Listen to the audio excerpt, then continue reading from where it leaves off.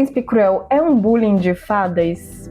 Sim, mas não é só isso. Porque por trás da obsessão de Cardan de tornar a vida de Jude um inferno, existe uma história de pertencimento. Oi, eu sou a Bea Vitória Lê e eu vou resumir de uma forma muito resumida a história de Príncipe Cruel, porque acontece muita coisa nesse livro, e dar meus 2 centavos de opinião. Já curte o vídeo, se inscreve no canal e me segue nas outras redes. E eu tô postando os vídeos no Spotify também, se vocês quiserem ouvir fazendo outras coisas. O livro é narrado por Jude Duarte, uma jovem humana que vive no Reino das Fadas. Jude e as irmãs, Vivi e Perrin, chegaram ao Reino das Fadas sendo levadas por Madoc, que é o pai biológico de Vivi. E o que levou a isso? A mãe de Jude, na verdade, era a esposa humana de Madoc, e ela tinha fingido a própria morte e fugido do Reino das Fadas, com a filha, com Vivi, e lá no mundo humano casou novamente e deu à luz a Jude e Taryn, que são gêmeas. Madoc acabou descobrindo dessa fuga e apareceu na porta da casa dela, exigindo que a ex-esposa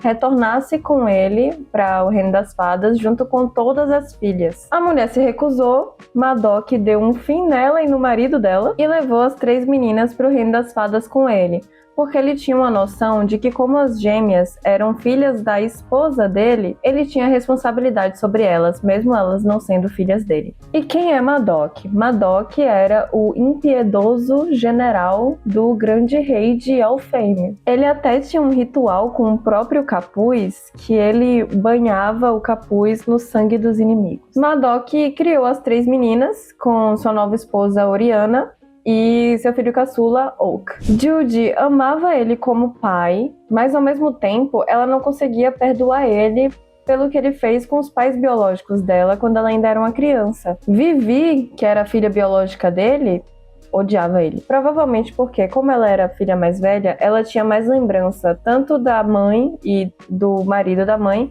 quanto da vida no mundo humano. Tanto que ela sempre fica retornando para visitar o mundo humano e ela até planeja fugir para lá em algum momento para viver lá. E Vivi queria que as irmãs fossem com ela nessa fuga para o mundo humano.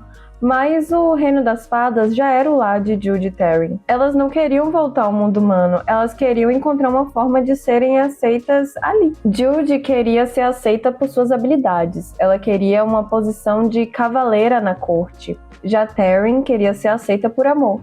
Ela queria se casar com um férico. Jude e Taryn frequentam a escola no Reino das Fadas, junto com os outros jovens feéricos lá, e elas sofrem discriminação por serem humanas, principalmente pelo grupo de Cardan. Cardan é um príncipe, ele é o filho caçula do grande rei, e todos os seus amigos também eram nobres. E o que rola é que eles praticavam bullying com as gêmeas Duarte. Coisas levíssimas, como jogar terra no almoço delas, tentar afogar elas em um rio, drogar e humilhar Jude na frente da escola inteira. Besteirinhas de adolescente. O grupo de Cardan era formado por ele próprio, Valerian, que queria muito dar um fim definitivo na Jude por algum motivo, Locke, que começou a flertar com a Jude, e Nicásia, que já namorou tanto com Cardan quanto com Locke e começou a sentir ciúme da aproximação do Locke com a Jude. Quem pegava mais pesado no bullying mesmo com a Jude era o Valerian. Cardan provocava, mas quando passava dos limites, ele até tentava ajudar ela de uma forma velada. Eu sinto que Cardan não queria machucar a Jude de verdade. Ele queria tanto chamar a atenção dela, quanto mostrar para ela que ele tinha alguma autoridade, algum poder sobre ela. E Locke normalmente deixava toda a merda acontecer para depois resgatar a Jude e sair como herói. Taryn queria que Jude aceitasse as violências do grupo de Cardan calada, como ela fazia, mas Jude não conseguia fazer isso. Ela revidava porque, diferente de Taryn, ela estava buscando não só aceitação, mas também respeito. Por isso ela preferiu declarar guerra contra aquele grupo de mauricinhos do que baixar a cabeça. Um dia, voltando para casa, o irmão de Cardan, o príncipe Dan, estava lá na casa dela esperando por Jude, sozinho. E o que estava rolando na política do Reino das Fadas? O grande rei estava pronto para abdicar do trono em favor de um dos filhos. E o escolhido provavelmente seria Dan. Dan queria Jude como espiã dele. principalmente porque ela, como humana, tinha capacidade de mentir. E feéricos não podem mentir. E poder mentir é uma capacidade muito valiosa para um espião. E em troca, ele daria para ela uma proteção contra encantamento feérico. O encantamento feérico é como se fosse o carisma de um vampiro, sabe? Te convence magicamente a fazer coisas que você não gostaria de fazer. A única exceção a essa proteção seria o próprio Dan. O encantamento dele ainda funcionaria nela. Judy aceitou, porque entre todos os filhos do rei, ela preferia o Dan como herdeiro ao trono. Ela acreditava que ele poderia fazer uma mudança real no reino das fadas em relação ao tratamento com os humanos ali, porque muitos feéricos mantinham humanos como escravos. Logo, Judy tem sua primeira missão como espiã: buscar informações na casa de Balekin, um irmão de Dan, que também era cotado ao trono. Ela entra lá disfarçada como serviçal, porque Balekin mantinha escravos humanos, mas ela não esperava que Cardan morava ali com o irmão, e não no palácio. Se Cardan visse ela, ele reconheceria ela de cara. Então, Judy tinha que ter um cuidado redobrado. Ela encontra 3 coisas bem interessantes nessa missão. Um exemplar de Alice no País das Maravilhas, que é um livro pertencente ao mundo humano, que ela rouba de lá. Balekin fazendo uma sessão de humilhação com Cardan, colocando um dos escravos humanos para chicotear ele, por ele ser muito festeiro. Meio desproporcional, mas tudo bem. E na mesa de Balekin, ela encontra um bilhete que fazia referência a uma conspiração envolvendo cogumelos venenosos. E aí já fica a dúvida, será que Balekin estava planejando envenenar os irmãos para dar um golpe e ficar com a coroa? Depois disso, Judy vai direto pro castelo mostrar a Dan o que ela encontrou, e ele pede para ela começar a praticar mitridatismo, que é o ato de consumir pequenas doses de veneno para o corpo criar uma imunidade àquele veneno. E depois, Dan apresenta Judy aos outros espiões, que era Barata, Fantasma e Bomba, os codinomes desses espiões. E o escritório deles ficava nos túneis do castelo. Quando Judy finalmente chega em casa e abre aquele Alice no País das Maravilhas que ela tinha roubado, um papelzinho cai dali de dentro. Era o nome dela, escrito repetidas vezes, com a caligrafia de Cardan. O boy era obcecado, senhoras e senhores. No dia que Judy tinha conversado com o príncipe Dan na casa dela, Oriana, que é a esposa de Madoc, tinha flagrado eles dois e tinha entendido tudo errado. Ela pensou que Judy era amante de Dan, coisa que Judy não negou, porque era melhor ela pensar isso do que saber a verdade. Oriana contou que ela própria tinha sido uma das consortes do grande rei antes de se casar com Madoc, e aquela era uma tarefa muito perigosa que Judy não queria se meter. Oriana era muito rígida com tudo que as enteadas faziam, com o que elas comiam ou bebiam em festas, como elas se divertiam, com quem elas falavam. Judy pensava que isso era porque a madrasta tinha antipatia por elas, mas na verdade, eu acredito que era pura preocupação. Oriana tinha medo do que os feéricos poderiam fazer com as gêmeas, porque sendo humanas, elas eram vulneráveis ali. E nessa conversa eu acho que Judy entendeu isso. Como Dan tinha pedido, Judy começou a praticar mitridatismo e ao mesmo tempo estava treinando muito mais espada e estratégia com Madoc. Porque agora ela não queria mais ser como os feéricos, ela queria ser melhor do que eles. Mas isso tudo estava deixando ela exausta. E durante uma aula, Judy acabou cochilando, e Valerian aproveitou a oportunidade para tirar o colar protetor de encantamentos dela e mandar ela se jogar da torre. Judy não precisava mais desse colar por causa da proteção que Dan tinha concedido a ela, mas ela também não podia deixar transparecer que alguém tinha dado essa proteção a ela, porque ela não poderia explicar como isso aconteceu. Então ela tinha 2 opções, ou se estatelar no chão, ou se fazer de besta. Ela optou pela segunda opção. E a desobediência de Judy enfureceu Valerian, que começou a estrangular ela ali mesmo na sala de aula. Então Judy teve que dar uma facada nele para ela se desvencilhar. Foi na lateral do corpo, em um lugar que ela sabia que não seria fatal, mas ainda assim, uma humana esfaqueou um feérico. E não qualquer feérico, um feérico nobre. Dane não gostou nada disso quando ele soube. Ele não queria que sua espiã chamasse tanta atenção. Ele fez Jude prometer que nunca mais faria algo parecido, e para provar sua lealdade, ele fez com que ela esfaqueasse a própria mão. Ele não encantou ela para isso. Ele queria que isso fosse escolha dela, de esfaquear a própria mão para recuperar a confiança dele. Jude faz. Mas ela sabia que Dane nunca mais confiaria nela da mesma forma. Mas agora, ela também já tinha perdido um pouco da fé nele. Ela já não acreditava mais que ele seria um governante tão bom. E eu acho engraçado porque no decorrer do livro, Jude faz coisas bem piores que isso, só que Dane não fica sabendo. Ela acaba até dando um fim definitivo em Valerian numa noite que ele invade o quarto dela para tentar dar esse fim definitivo nela. No leito de morte, ele chega a amaldiçoar Jude, falando que a morte seria sua única companheira. Nesse meio tempo, Jude começou um romance com Locke.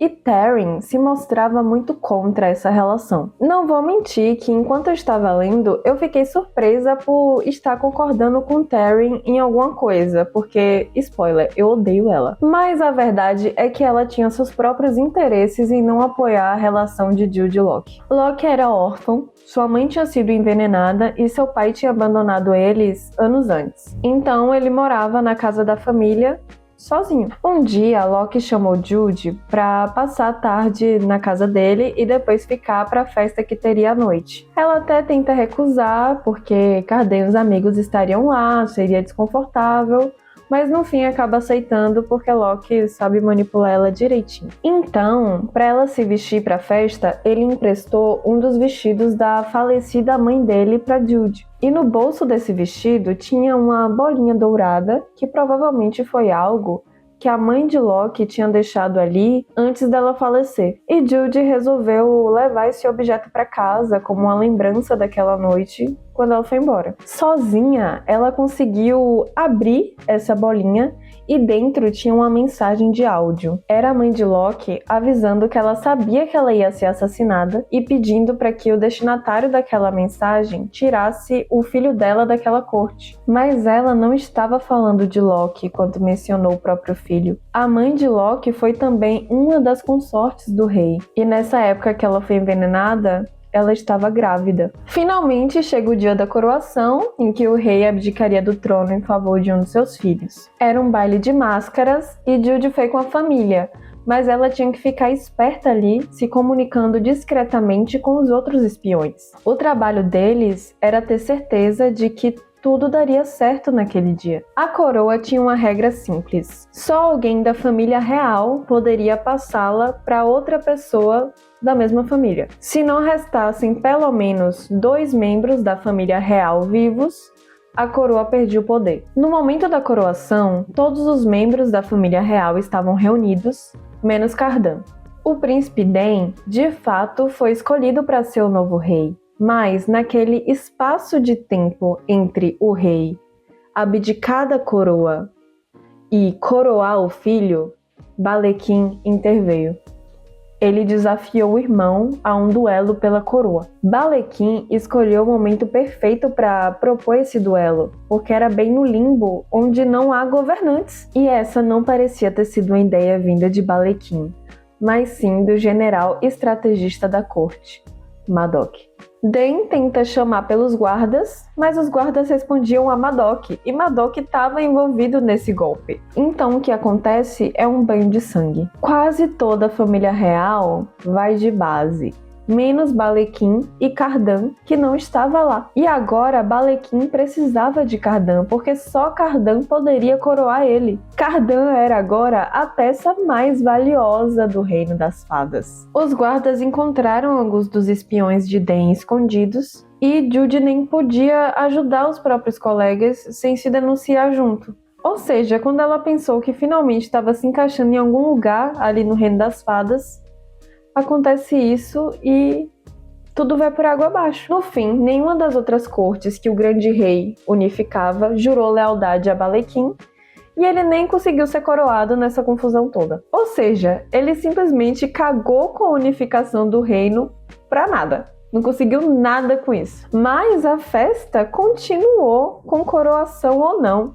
E sem um governante para impor limites, seria selvagem. Cardan encontra Jude e fala o óbvio, que ela não estava segura ali. E ninguém mais reconhece Cardan ali porque ele estava mascarado. Era uma festa de máscaras. Jude fica incrédula por Cardan cogitar se preocupar com a segurança dela, mas não importava, ela precisava ter Cardan por perto agora, porque assim ela teria em mãos a moeda de troca mais valiosa do reino. Eles conseguem sair do local da festa e entrar no palácio, e quando finalmente estão sozinhos, Jude ameaça Cardan com uma faca e leva ele para o esconderijo nos túneis. Ela amarra Cardan e informa que aquele era o lugar que os espiões de Den se reuniam, e deixa ele ligar os pontos do que aquilo significava. Jude agora estava desesperada, ela não sabia como proceder. Ela não conseguia entender por que Madoc apoiou o golpe de Balequim, porque ele parecia apoiar a coroação de Den. Não fazia sentido. Depois de um tempo, os outros espiões acabam aparecendo ali, depois de conseguir fugir dos guardas. E primeiro, eles cogitam matar Cardan, como uma vingança pela morte de Den,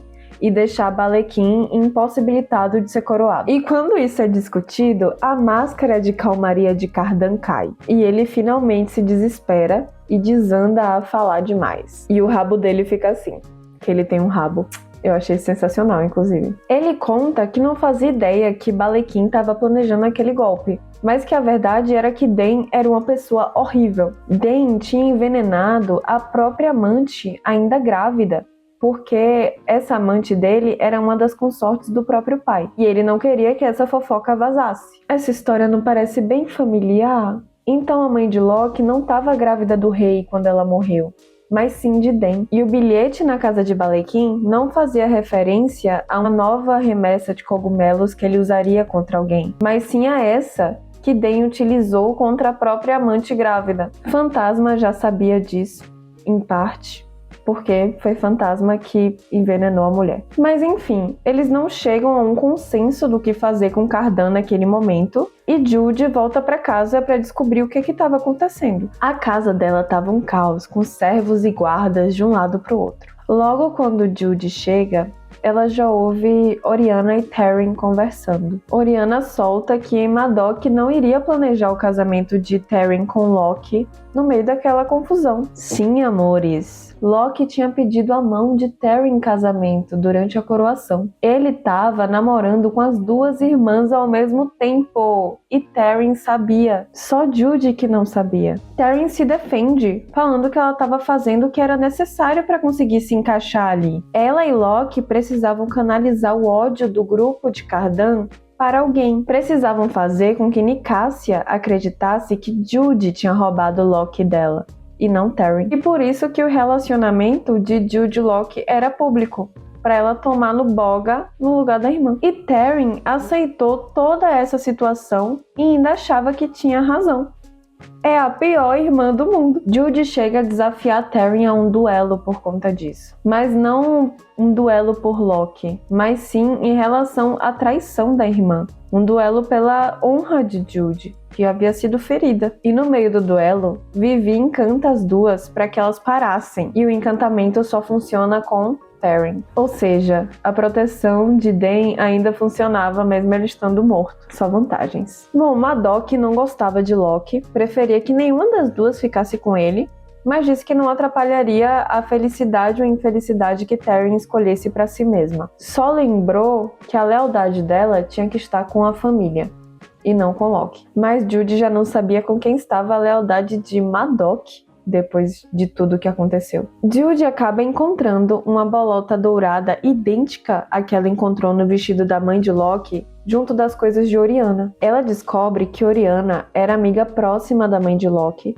e tinha removido o filho do útero dela quando encontrou o corpo dela sem vida. E Oriana tinha criado esse filho como se fosse dela. O filho da mãe de Loki, o terceiro membro da família real ainda vivo, era Oki, o irmãozinho de Jude. Então, a lealdade de Madoc realmente estava com a família, mas principalmente com ele mesmo. Madoc não era leal a Balequim. Ele, na verdade, queria que Oki fosse coroado rei e assim ele seria seu regente até Oak ter idade para governar. Mas Madoc era um militar sanguinário. A única coisa que ele sabia era fazer guerra. A única linguagem dele era a violência.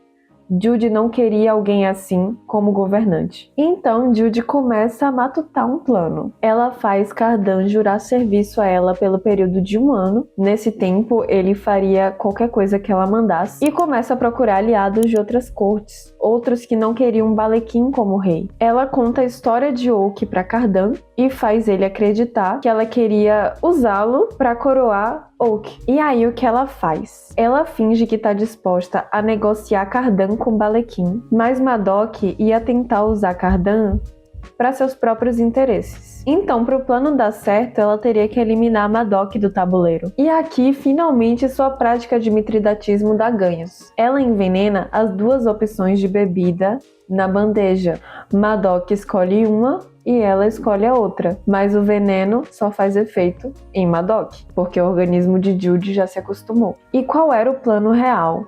Em vez de fazer Cardan coroar Oak, que foi o que ela falou pro Cardan que ela faria, ela fez o contrário. Ela fez Oak coroar Cardan, para que Cardan segurasse o trono por tempo suficiente para Oak crescer e poder se tornar um bom líder. Então ele voltaria e Cardan, como não queria ser rei, abdicaria do trono em favor de Oak. E o livro termina com Cardan ameaçando Jude, basicamente. Falando tipo assim, espera até passar esse ano que eu te devo serviço, sua cachorra. Vai ter volta. Mas pra mim, não faz nenhum sentido Jude colocar Cardan no trono. Nada garante a ela que ele realmente vai abdicar do trono em favor de Oak. Ela queria um bom governante que mudasse a situação dos humanos no reino das fadas e não um governante cruel.